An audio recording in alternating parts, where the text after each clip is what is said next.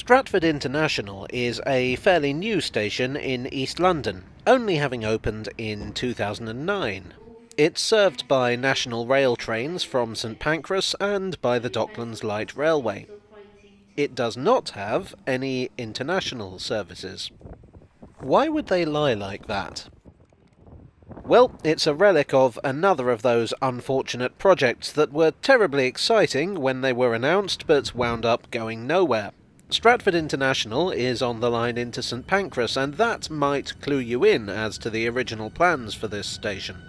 In 1994, the Channel Tunnel opened. I remember finding this terribly exciting as a wee lad, and I actually went to the inauguration ceremony. For the first time since the Ice Age, there was a land connection between Britain and France.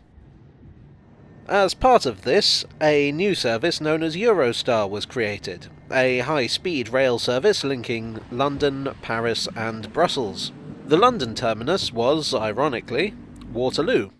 The service came in for a lot of criticism over the fact that in Britain it really wasn't very high speed at all. That's because it was using existing railways, and frankly, the railways in the southeast of England have always been pretty rubbish.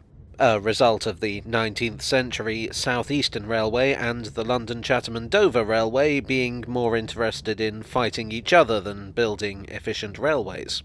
A new dedicated high-speed line was needed, but various legal, financial and administrative issues prevented such a thing from being built for quite a while. In 2007, High Speed 1 was finally opened. Also known as the Channel Tunnel Rail Link, this was a purpose-built connection between London and the Channel Tunnel. The first new main line in Britain in over 100 years. It used St Pancras as its London terminus, which prior to that had been a dismal and underused station. But there were bigger plans afoot.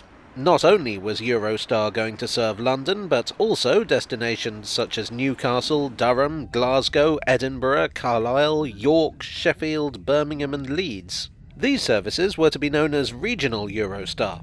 Stratford International was built for these services, the idea being that it would give international trains a stopping point in London without the hassle of going all the way into St Pancras, as well as a quicker connection to the Docklands via the DLR. The station was built on the site of the Great Eastern Railway's locomotive works.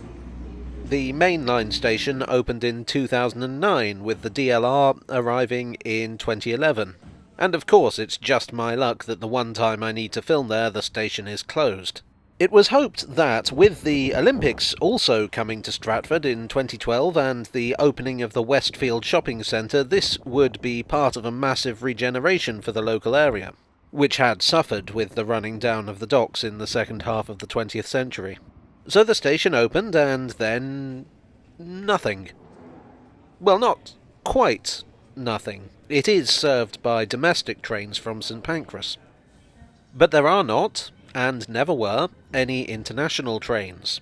The problem is that the concept of international trains didn't quite take off in the way it was hoped they would. What did take off was many cheap flights from the 1990s to the present day. Whatever nice things you can say about Eurostar, you can't say it's cheap. Long before High Speed 1 was completed, there were doubts as to how much of a market there would be for regional Eurostar. In fact, the argument was even put forward that there had never been a market for such a service, and it was only proposed to get support for the Channel Tunnel project from areas outside of London and the South East. Even as a new depot was being built in Manchester, new trains were being ordered, and yes, Stratford International was being built, it was looking very uncertain as to whether it would all even happen.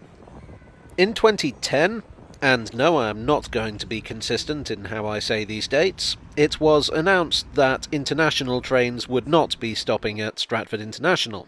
St Pancras is a mere 7 minutes down the line by Eurostar, and it wasn't considered practical or sensible to stop so soon after the main London terminus. Nor was the alternative offered, using Stratford International as a terminating station. A common phrase heard when describing the station was a white elephant. which, frankly, it kind of was. High Speed 1, the owners of the station, are reluctant to let it go. The argument goes that the line is international even if the station isn't. It's a short train ride to St Pancras where there definitely is an international service, and the station was completed with the capacity to be turned into an international station. Capacity it retains to this day, although you would have to rework the track layout and install border controls. In theory, the rights still exist to run regional Eurostar services. But, well, it's been a long time. Investment in rail services north of London has been notoriously hard to come by. High Speed 2 is under construction, which will provide a link from London to the north of England, but it will not connect with High Speed 1. Meanwhile, the promised regeneration that Stratford International was supposed to bring has taken place, but, as with many regeneration schemes, it's mostly wound up benefiting the already wealthy. Meanwhile, flights remain cheaper and quicker than trains, despite their environmental impact, and so are the favoured method for travelling between Britain and the continent. So, whatever the owners might say, it seems very unlikely that Stratford will ever be international.